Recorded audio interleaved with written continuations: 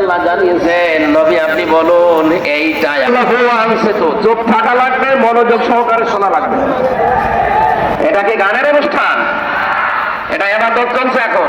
দেখেন না কিভাবে বসে আছে।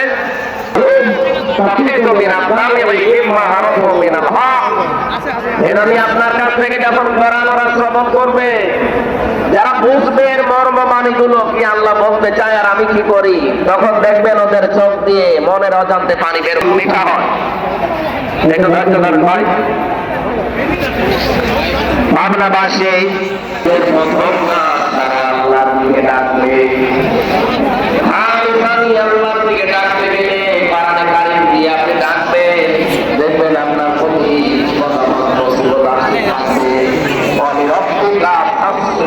আপনার রবের জন্য আপনি যখন ধৈর্য ধারণ করবেন, জোরে বলেন সুবহানাল্লাহ।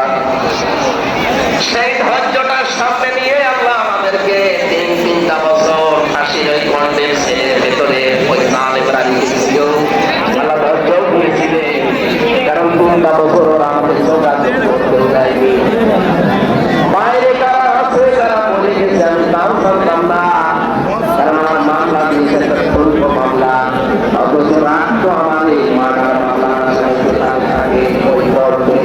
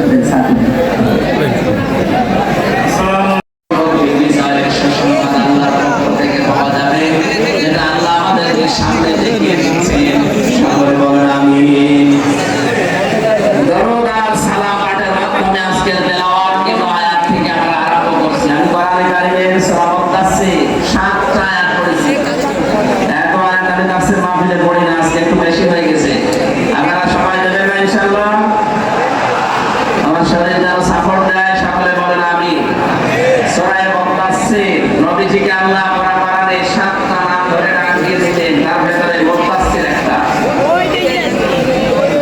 প্রথম যে আয়াতগুলো কোরআনে নাযিল হয় পৃথিবীতে আমরা জানি অনেকে সূরা আলাকের প্রথম আয়াত, অনেক তাফসীরকার লিখেছে না প্রথম আয়াত নাযিল হওয়া কোরআনে কারীমের এই সূরা মুফাসসিরের প্রথম এই 7টা আয়াত। দুইটা বর্ণনায় ঠিক আছে। প্রথমটা নাযিল হওয়ার পরে নবী যখন হেরা গুহায় বিশ্বনবী মুহাম্মদ রাসূলুল্লাহর কাছে ফেরেশতা এসে বলেন, ইয়া মুহাম্মদ ইকরা। নবীজি বললেন, মা আনা বিকারি, আমি পড়তে পারবো না, আমি পড়তে জানি না। এই শব্দটা আমি বাংলা অর্থে মিলাতে পারি না, এখানে বাংলা অর্থ হবে আমি পড়তে পারবো না। পড়তে পারবে না মানে আমি বলে বলে দে, আপনি পড়েন ইকরা ইকরা ইকরা। এদিকে তাকান, গুরুত্বপূর্ণ একটা তথ্য এখানে আছে। তিনবার তিনি বললেন মুহাম্মদ পড়েন, তিনি বলেন আমি পড়তে পারবো না, আমি পড়তে জানি না। এই শব্দ আমরা যদিও বাংলায় অর্থ করি, বাংলা অর্থ হবে আমি পড়তে পারবো না। কেন পারবেন না? ফেরেশতা জিবরাইল চতুর্থবার যখন বললেন ইকরা বিসমি রাব্বিকাল্লাযী খালাক খালাকাল ইনসানা মিন আলাক ইকরা ওয়া রাব্বুকাল আকরামুল্লাযী আল্লামা বিল কলাম আল্লামাল ইনসানা মা লাম ইয়ালাম। জিবরাইলের পড়া শেষ, এটা তাফসীরে হাক্কানি থেকে বলছি। সঙ্গে সঙ্গে নবীজি আরম্ভ করলেন বিসমি রাব্বিকাল্লাযী খালাক। জিবরাইল জিজ্ঞাসা করেছিলেন, নবী হে মুহাম্মদ, তিনবার আপনাকে আমি বললাম পড়তে, আপনি পড়লেন না। এবার আমি 5টা এখন পড়তে আরম্ভ করলাম, আপনি যে আরম্ভ করে দিলেন। নবীজি প্রশ্ন ছড়ে দিলেন, ইয়া আখি জিবরাইল, হে ভাই জিবরাইল, বারবার আপনি আমাকে শুধু বলেন যে পড়ো পড়ো পড়ো, আমি কি পড়বো? আমি তো যার তার নামে পড়তে পারি না, আমি তো দরগার নামে দুর্গার নামে বাবার নামে পড়তে পারি না। যখন এই বলেছেন বিসমি রাব্বিকা, আমাদের নামে পড়েন, আমি কিন্তু আর দেরি করি না, এমনকি এক আয়াতও পড়ি না, সঙ্গে সঙ্গে আপনার সাথে আমি 5 আয়াত পড়েছি। করে বলেন আল্লাহু আকবার। এখান থেকে নবীজির দাম্পত্যকে কেমন পর্যন্ত শিক্ষা দিতে চাইলেন আমাদের মধ্যেরা। পৃথিবীতে যদি লেখাপড়া করতে হয়, এই পৃথিবীর কারো নামে পড়া যায় নেই, পড়তে হবে কার নামে? আরো ধরে বলেন কার নামে? বাংলার আল্লামান ট্রাস্টে পড়া হয় কার নামে? বাংলাদেশে বহু প্রতিষ্ঠান আছে যেখানে আল্লাহর নামে পড়া এখনো আরম্ভ হয়নি, যেখানে বাবার নামে পড়া হয় না। আমরা যারা দায়িত্বে আছেন, শিক্ষা মন্ত্রণালয়ে যারা দায়িত্বে আছেন, তাদেরকে আমরা 96% মুসলমানের দেশে ওদের তো আহ্বান জানাচ্ছি, শিক্ষা ব্যবস্থা আল্লাহর নামে পড়া আরম্ভ করা লাগবে। আপনারা এই দাবির পক্ষে আছেন না?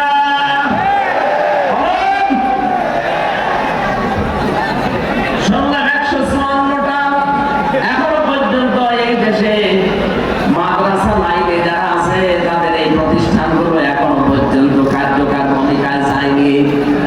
বিশেষ করে শিক্ষা দায়িত্বে যারা আছেন,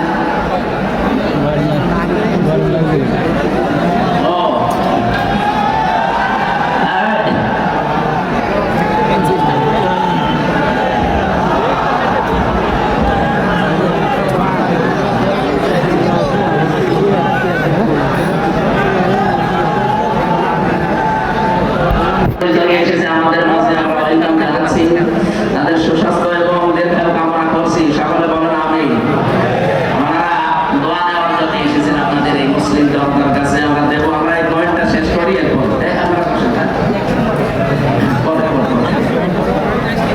আমার ভাইরা, ধর্ম উপদেষ্টা হিসাবে যিনি এখন দায়িত্বে আছেন ডক্টর আহমদ খালিদ সাহেব, উনি অলরেডি বাংলাদেশের মসজিদের খতিব, ইমাম এবং মুয়াজ্জিনদেরকে সরকারিভাবে, বিশেষ করে পশ্চিমবঙ্গের মতো তাদের ভাতার ব্যবস্থাও করছে। এটা যদি কায়েম হয়, দেশে যতগুলো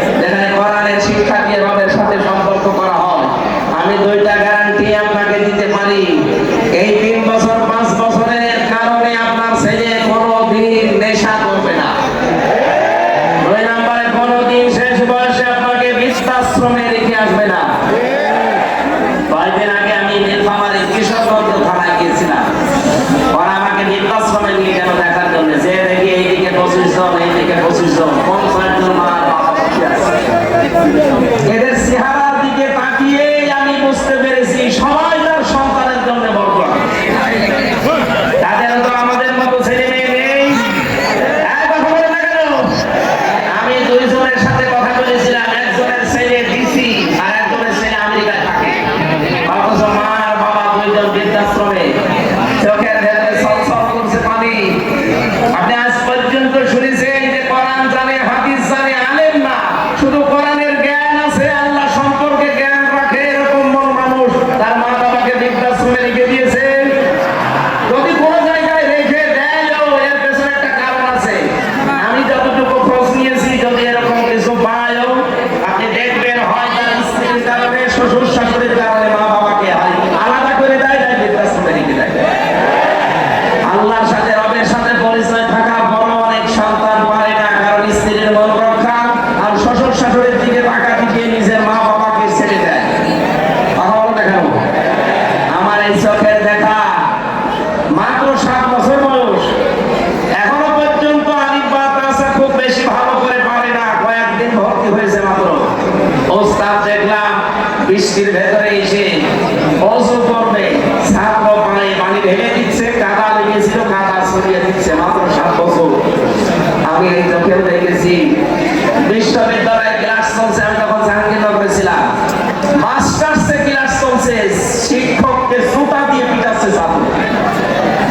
বলছে বাংলাটা বলতে পারলাম না, তুই করে আমি মেরেই ফেলবো। শিক্ষক বলছে বাবা তুই আমাদের ছেড়ে দে, আমি জীবনে আর ক্লাসে আসবো না। বলে না, তাহলে আমি বলেছিলাম যে ওই শিক্ষা দিতে দিবি না, বলে আমি মেরে ফেলবো। ওইটাও ছাত্র, এটাও ছাত্র, ওইটা অলরেডি মাস্টার্সে পড়ছে, জানোয়ার হয়ে গেছে, আর এটা এখনো আলিফ বা শেষ হয়নি, এটা মানুষের মতো মানুষ হচ্ছে। কথা বলো না কেন? এই জন্য আহ্বান জানাচ্ছে, রবের নামে পড়া আরম্ভ করা লাগবে। রবের সাথে আমাদের পড়ার পরিচয় নেই, এই জন্য আমরা অনেক জায়গায় যাওয়ার পরেও দেখি না, কাঙ্ক্ষিত মানের মানুষ আমরা হতে পারছি না। এই জন্য ইন্নাল্লাযীনা আমানু ওয়া আমিলুস সালিহাত সারা জীবনে আয়াতের ব্যাখ্যা শুনিয়েছে, যারা ঈমান আনে আর নেক আমল করে না। সালেহ শব্দের শাব্দিক অর্থ শুধু নেক নয়, শুধু সৎ নয়, সালেহ মানে যোগ্য। সালেহ মানে কি? আমরা যারা বলি আল্লাহর আইন চাই, সৎ লোকের শাসন চাই, সৎ হওয়া লাগবে এবং লোকটাকে যোগ্য হওয়া লাগবে। বহু মানুষ আমরা সৎ দেখেছি এই দেশে, দেখতে তো ভালোই লাগতো, মনে হতো যে আসমান থেকে বানিয়ে এসেছে দরবেশ, কিন্তু এত বড় অসৎ মানুষ বাংলাদেশে আর নেই। কথা বলে না কেন? আমি নিজে দেখেছি, আমার মাথায় যখন দড়ি দিয়ে কোর্টের বারান্দা নিয়ে দিয়ে যাচ্ছিল, এই দরবেশ বাবা আমার সামনে ছিল। উনি ম্যাজিস্ট্রেটের কক্ষে প্রবেশ করলো, করে কি যেন বলে আসলো, আসার পরে আমাদের দেখে উনি হাসি দিল। হাসি দেওয়ার পরে এটা জানিয়ে চোখ টিপ দিয়ে এটা জানাতে চেয়েছে যে দেখেন কেমন লাগে। আজ যখন দরবেশকে দাড়ি কাটা অবস্থায় নিয়ে যায়, আমার মাঝে মাঝে মনে হয় ওনার ওই কথাটা, দেখ কেমন লাগে। যদিও এটা আমি মন থেকে বলি না, বিপদে পড়লে আসলে উপহাস করা ঠিক না, কিন্তু ওনারা যা করেছে আল্লাহ মনে হচ্ছে উল্টিয়ে ওইটা ওনাদের উপরে ফেলেছে। গতকালকে আমি রাতের বেলা ছিলাম চাঁদপুরের ফরিদগঞ্জ, ওই জায়গায় যে মহিলা এতদিন পর্যন্ত আওয়াজ দিত ফিটনেসবিহীন বিএনপি, লাইসেন্সবিহীন জামাত, আল্লাহ ওনারে পুরা কথাটা উল্টিয়ে ওনার শরীরের উপরে আজ লাগিয়েছে। ওনার শরীরে কোনো ফিটনেস নেই আর ওনার লাইসেন্স তো শেষ। কথা বলছে না কেন? আমি তো রাজনৈতিক নেতা না, রাজনৈতিক কথা বলবো ইঙ্গিত দিলাম। দুনিয়াতে